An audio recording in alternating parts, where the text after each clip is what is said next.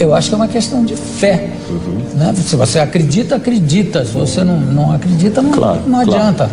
Eu acho que não se pode provar a fé, graças a Deus, não se pode provar a fé cientificamente, não tem como. Olá para você que acompanha o canal Mover Gospel. Seja bem-vindo ao nosso canal. Nesse vídeo nós vamos trazer alguns detalhes sobre o apresentador Jô Soares. O apresentador sempre foi considerado ateu, mas em vários momentos ele falou de fé e teve oportunidade de ouvir sobre Deus. Alguns momentos que Jô Soares fala de fé, de ressurreição, fala sobre a morte de Jesus Cristo, você vai ver nesse vídeo agora.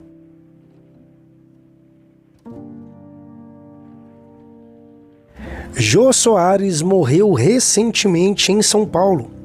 O ator, humorista e apresentador, diretor e escritor, estava internado havia uma semana no Hospital Sírio-Libanês. Em respeito ao pedido da família, o hospital não divulgou o motivo da internação, nem a causa da morte. Mas o que queremos trazer para você nesse vídeo foi o dia que Jô falou de fé, de Deus e também indagou sobre a veracidade da ressurreição de Cristo. É muito importante que você dê um toque no botão curtir para nos apoiar. E se você quer receber um alô e um abraço aqui do nosso canal, deixe nos comentários aí abaixo o seu nome e a cidade onde você mora.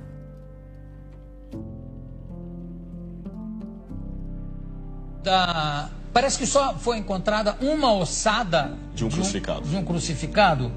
E como é que é? Ele estava o quê? Sem buraco, sem furo nas mãos? Não, foi... Que amarravam os braços também, né? A questão do amarrar hoje está sendo questionado, porque não temos nenhum relato antigo que menciona isso. Foram as reconstituições renascentistas que falavam disso, mas nós não temos nenhum relato romano que amarravam os crucificados. Tudo bem, mas esse que encontraram? Esse que encontraram foi o seguinte: depois da Guerra de 6 Dias em Israel, em 1968, a Guerra de 6 Dias em 1967, eles estavam fazendo uma terraplanagem num bairro no subúrbio de Jerusalém chamado Givat HaMevitar. E os tratores bateram em ossários, ou caixões de pedra. Sim. E nos ossários, geralmente, você tem os ossos da pessoa e o nome escrito lá de fora em alguns deles. E estava o nome Yohanan Ben Hagakol. Ah, sim. Aliás, essa descoberta já... Não, a descoberta já tem algum tempo. Tem. Foi na década de 60, né? 68. Então, quando eles pegaram, eles abriram o ossário e perceberam que havia algumas coisas curiosas. O fêmur estava quebrado e no calcanhar havia um cravo romano fixado ali. Foi o único que encontraram.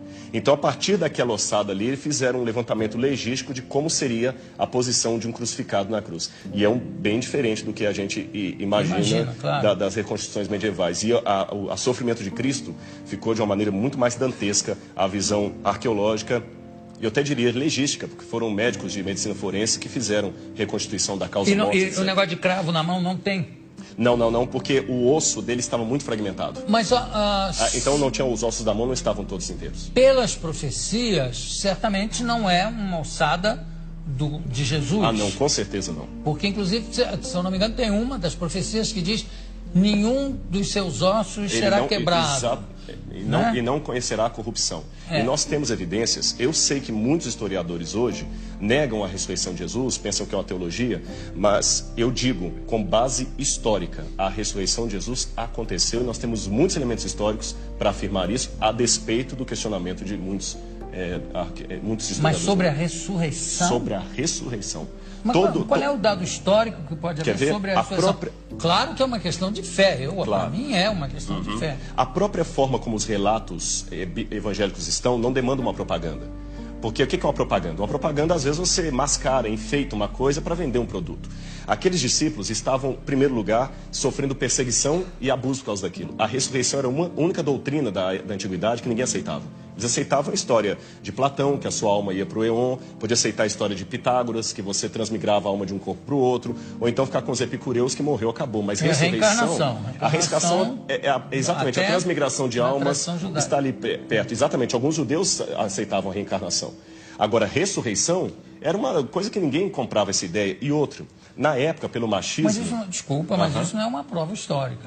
Sim, mas a forma como os evangelhos foram descritos é interessante. Eles quebram todas as regras de propaganda. Quer um exemplo? Porque para eu saber se é histórico ou não, aí, lembremos, história não dá para levar ao laboratório e repetir o processo. A forma como tratamos a história é diferente. Você olha um documento, e o que você considera uma prova histórica? Como ele foi redigido? Ele foi redigido de uma maneira histórica, com E, ou uma maneira de propaganda, ou uma maneira real? E os evangelhos, por exemplo, eles mostram que a primeira testemunha de Jesus ressuscitado foi Maria Madalena, que era mulher. O testemunho de uma mulher não era válido. Se eles quisessem vender uma teoria, eles colocariam que os homens viram Jesus e não as mulheres, porque o testemunho de uma mulher não era válido. Segundo, o fato de Jesus ressuscitar no terceiro dia. Para o judeu, até o terceiro dia você podia ter um coma e voltar. Interessante que Jesus ressuscita depois do terceiro dia, ele estava realmente morto. Outro detalhe... Mas ele não ressuscita com o mesmo corpo que ele morre, né? Mas é um corpo glorificado. Glorificado, mas ele tinha algo tangível. Tanto é que quando ele aparece para Tomé, o famoso São Tomé, o incrédulo, ele fala, Tomé, veja que sou eu que um espírito não tem carne e osso, toca nas minhas feridas. E depois ele pergunta, o que vocês têm para comer? Eles tinham peixe e favo de mel, e ele come com eles. Então é um corpo glorificado, é uma questão de fé, é claro, mas tem uma continuidade com um corpo humano. Não, tudo bem, mas tudo isso, desculpa, eu sou uma pessoa de fé, né? Entendi, claro. Estou aqui fazendo um pouco o advogado dele, que é o seguinte, tudo isso foi muito mexido, remexido na Idade Média, no primeiro imperador católico, Constantino. né? Constantino, inclusive as datas de carnaval, disso tudo para conjuminar, para juntar com as datas de feriados. Exatamente, pagãos. E também ele foi um pouco copydesk dos evangelhos, que tem uma opção de outros evangelhos que ele é que resolveu que não valiam. Na verdade, quando a gente trabalha isso, a gente trabalha com a crítica textual. A crítica textual se vale de documentação anterior a Constantino. Então nós temos fragmentos do Evangelho de João, por exemplo, John's Highlands, que data do ano 150, 170 antes de Constantino. Outro detalhe, Constantino era analfabeto. E os evangelhos apócrifos que começaram a surgir, os famosos aí, com todas aquelas histórias, eles não foram aceitos no cânon. E até contrário à decisão de Constantino, que Constantino queria que eles entrassem. Esse é um detalhe curioso da história, não foi ele que selecionou 4. Constantino não tinha cultura teológica, ele, o homem era analfabeto.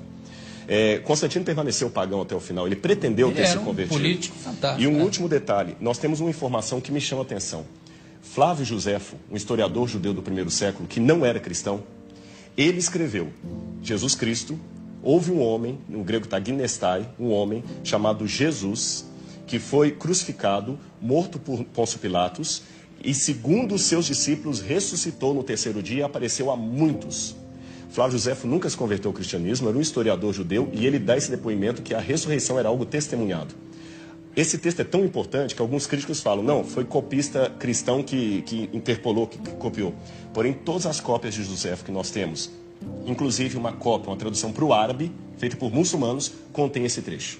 Então, do ponto de vista da crítica textual, é um texto autêntico, original de Josefo, também testemunhando a ressurreição. Claro, eu não duvido a autenticidade dos textos.